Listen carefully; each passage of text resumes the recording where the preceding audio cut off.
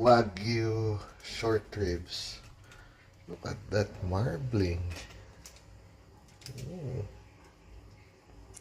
Ayan, pinahidan ko lang ng mustard.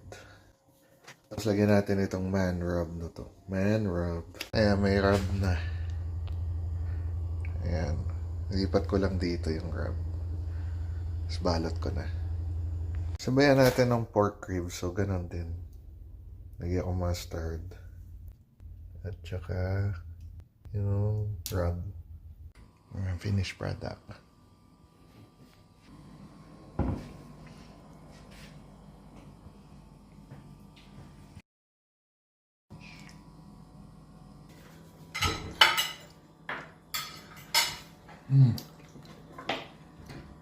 Dami. Ang sarap.